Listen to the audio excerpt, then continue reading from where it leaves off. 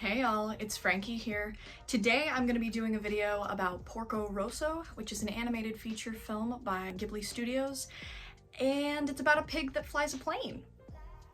Kind of a weird concept, but I really love this movie and I want to talk about it today. So before we jump into that, I'm not using Instagram very much at the moment, but you are very welcome to follow me if you want to see what I get up to in my day-to-day life. You're also very welcome to subscribe to my YouTube channel, click that bell icon if you like the content that I create, or if you want to, you're very welcome to browse through my video catalog and see if anything interests you and jumps out at you. So feel free to do whatever you want with that information, and now let's dive into the actual meat of this video.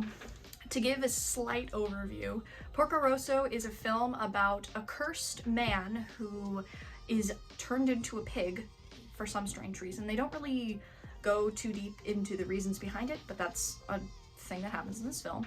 And he is basically a bounty hunter who raids flying pirate airships, and he collects their gold and the bounty and whatever, and that's how he makes his living. And this story basically follows him and his aircraft and the adventures that they get up to and the scrapes that they get into. It's a somewhat action-packed film for being an animated children's movie, but yeah, it's one of my favorites, so I want to talk about it. Oh, let me move over before I don't want to forget to move over and then I cut my head off with all the little clips of inserts that I have to do later. So here we go. The very beginning of this film, the one thing that I first initially noticed is I love that there's like a pig typewriter thing that goes on.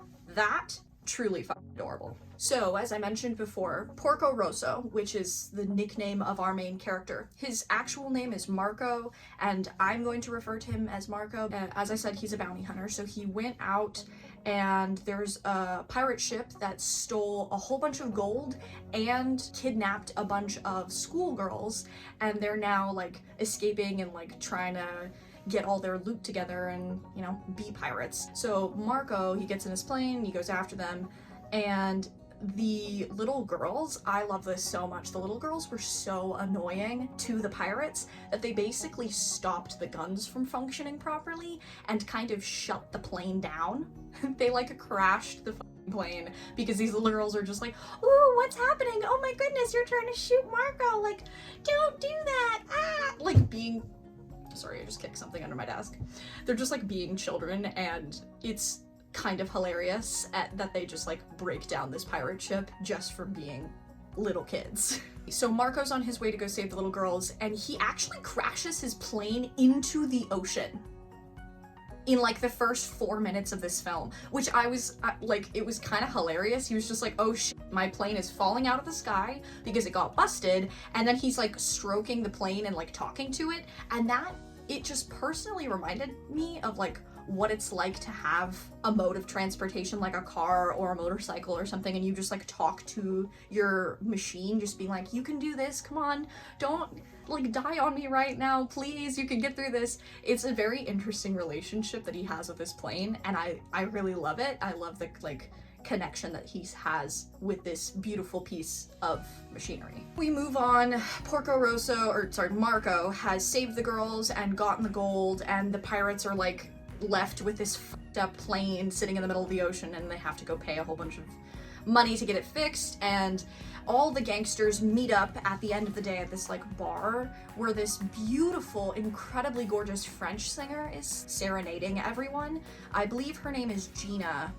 Yeah, because she's actually one of the characters within this film. That's Gina. Marco comes into the bar and they're like hanging out, and Marco's this like loner figure, so he goes off and he hides, even though he just basically saved the day and people are celebrating in his name. He's still like, I don't do crowds. I'm gonna go eat dinner by myself away from people. And then Gina comes up and finds him, and they have this like really deep conversation. I was kind of surprised because Gina talks about her husband's remains were just found in Asia because he like has been missing for the last 3 years and they just found his dead body. Marco is like comforting her, and it was just a really quiet, tender moment between friends that you can tell really care about each other. So that character development starts growing early on in the film, and I super appreciated that. All right, so then we're moving on through the film after Marco and Gina have their talk, and Porco Rosso, I keep calling him Porco Rosso, Marco, whatever. the main character, he pays off his plane because he was in debt to the bank for a long time, but because of getting the gold back from the pirates, he pays off his plane's debt, he buys ammunition, he decides that it's probably time to upgrade his plane because it has been like falling apart underneath him while he's flying, and that's not really a good thing. You don't want to drop out of the sky suddenly just from like having some shitty thing happen to your engine. That honestly sounds kind of terrifying. I would hate that. He pays off his plane, he gets all his ammunition, and the pirates, they're not main characters, but we keep having the storyline that kind of like follows what the pirates are doing, and they try to attack a cruise ship, but the cruise ship has some fighter planes that are like hidden in the hull somewhere. Yeah, the cruise ship people are basically like watching this pirate air battle for fun, even though it's like kind of terrifying. Even with the like fighter pilots on the cruise ship, the pirates managed to, I think they got a whole bunch of money off of this cruise ship or something, because then we like flip over to what Marco is doing, and he's just chilling in his cool little beach hideaway, which, by the way, I would love to stay at that island and just like live there in a tent like Marco does. But yeah, he's chilling, and then Marco hears over the radio that the pirates made a threat against him, and they literally were like, "We're coming after you, Porco Rosso." So that's a whole bunch of pirates like threatening your life. He's like, "Oh, fuck this. I'm gonna go to Milan," because he's in the Adriatic Sea, and he's like, "I'm gonna go to Milan. My plane needs to be repaired, and now all these pirates are after me because I tried to stop them from getting loot and the schoolgirls." So yeah, he packs everything up and he's like, "I'm getting out of here, screw this." But one of the pirates, he's the American, Curtis something or other, I think his name is Donald Curtis or something. He's one of the pirates. He actually finds Porco Rosso and shoots him out of the sky, which happens so quickly.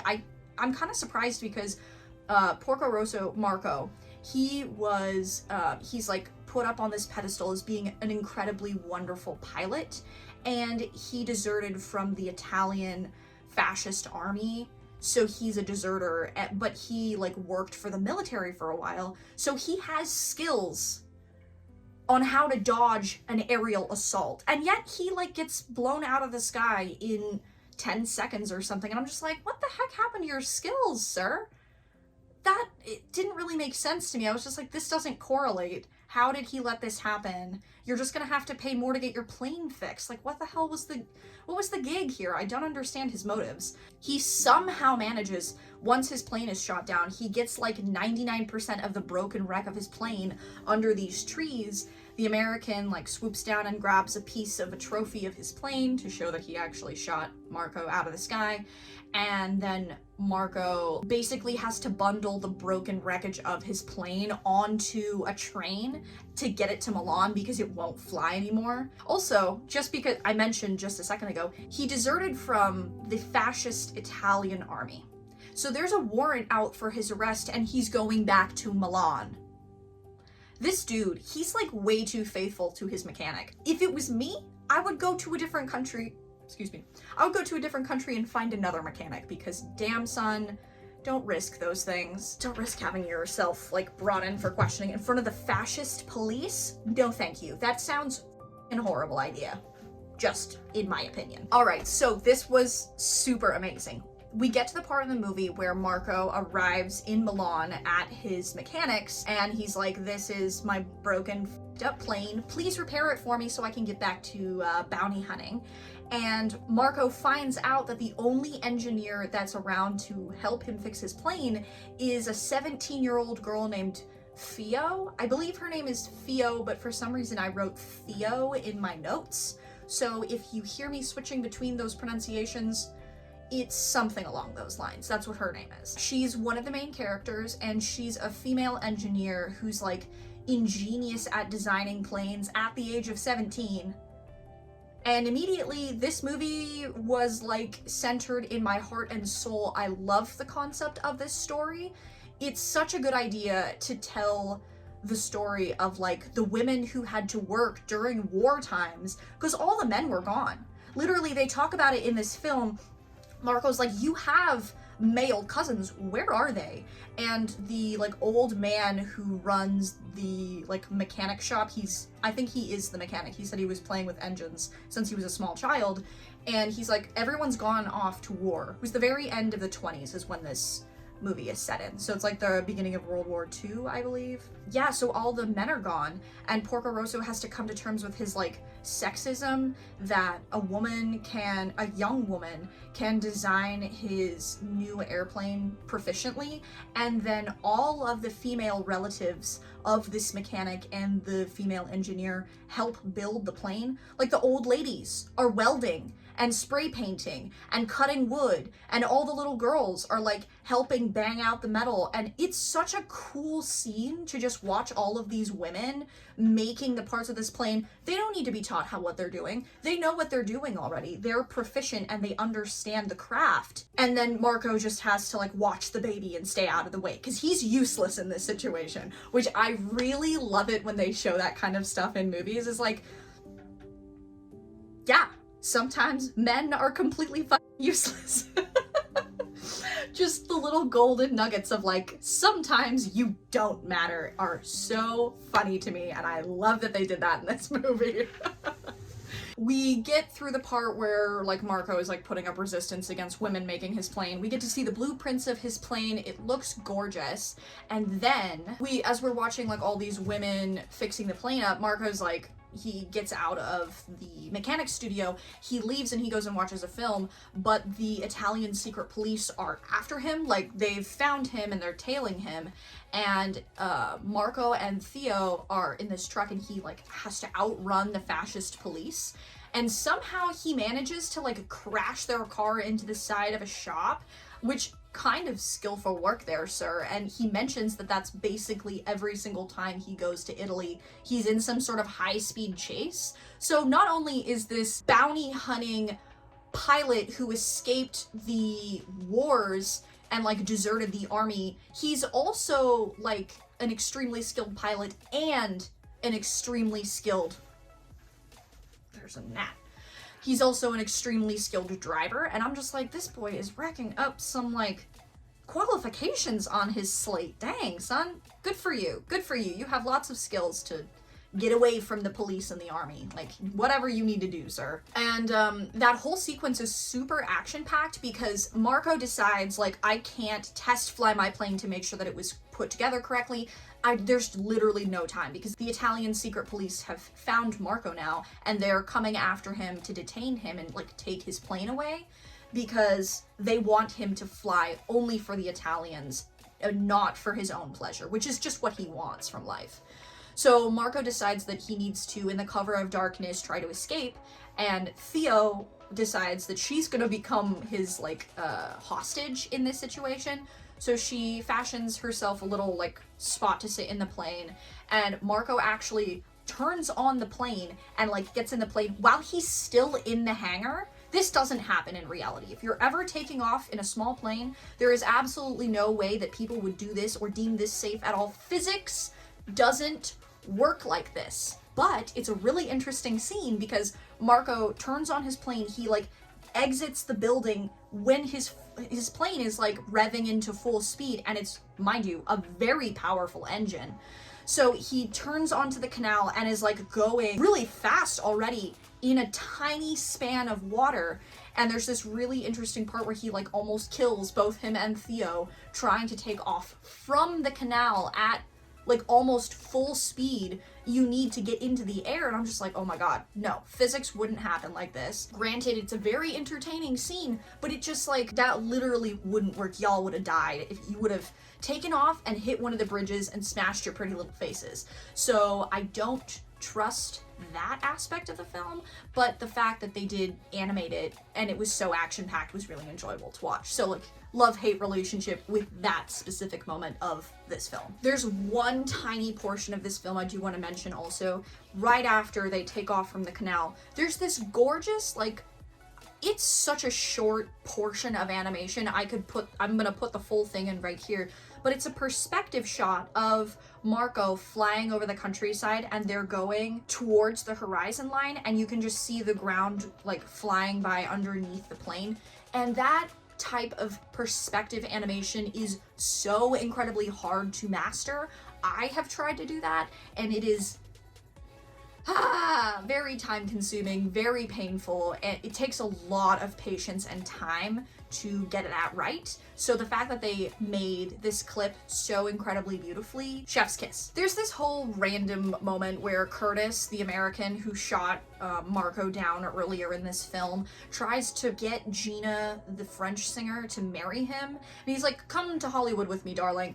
I don't really care about that scene. It doesn't really matter to me because I don't really care about Curtis as a character. But Marco, in the middle of that scene, flies over Gina's garden and like circles it a couple of times. There's also more perspective animation in that shot that just like kind of takes my breath away, and I have to show you that right now, so enjoy that. It's a beautiful clip that I worship wholeheartedly.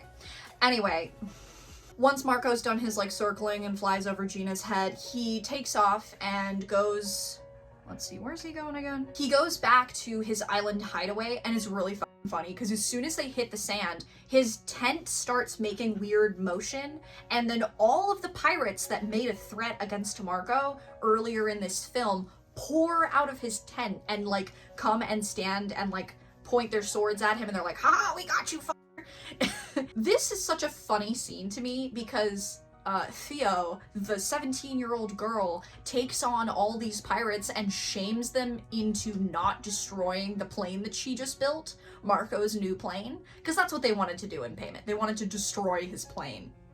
And she's like, fuck you, how dare you, you have no honor, don't destroy the plane, and then they don't, and I'm just like, okay there. Wow, these dudes really willing to listen to a 17-year-old girl about something like this? Okay then, respect on that front.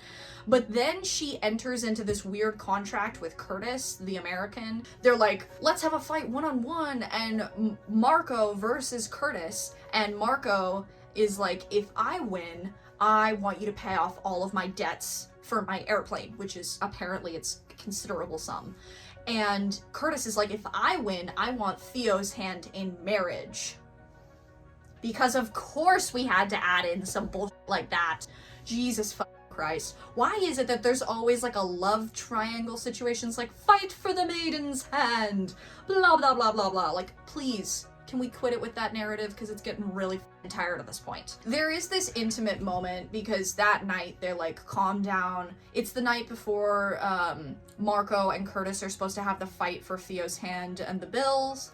And we get this like split second where we see Marco in his true human form. I believe it's because when people aren't around to look at him, he turns back into a human. But then when people see him, he's a pig. So Theo catches him halfway through a transformation, and like she sees him with his human face, and Marco then tells her some like really horrifying stories from World War I where he watched his entire battalion of like friends die in the war, and he had this really out-of-body experience that was kind of like heaven. It's this scene right here where he was floating in the clouds, and then all his friends like rose up around him, and he was like, I thought you died, and they were dead, and they were going up into like heaven, but for planes, I guess, because it was only planes that he saw. Anyway, it was this really bone-chilling moment.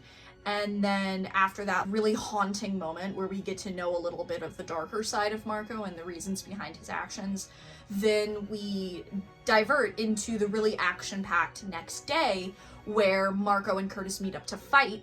And this whole sequence is just straight up hilarious. At one point, the planes are shooting at the bystanders on this island. At the very end of their fight, like, Curtis and Marco are standing in knee-deep water, and yet they're like bare-knuckle boxing each other. I don't know why they decided to do that, but that was an ingenious idea, and I would genuinely pay money to watch people box in like water. For some reason, that was just straight up super hilarious to me.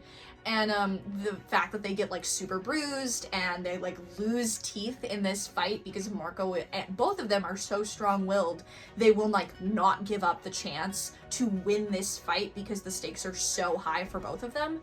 And in the end, Gina comes over and she's like, the Italians know about this fight. They're coming to arrest you, Marco. Like, get out of the water. You need to stand up and like take responsibility for your actions, because both Curtis and Marco like hit each other at the same time and fell into the water. And then Gina's like, get up, what the fuck? And it's really funny because whoever stands up first wins the fight.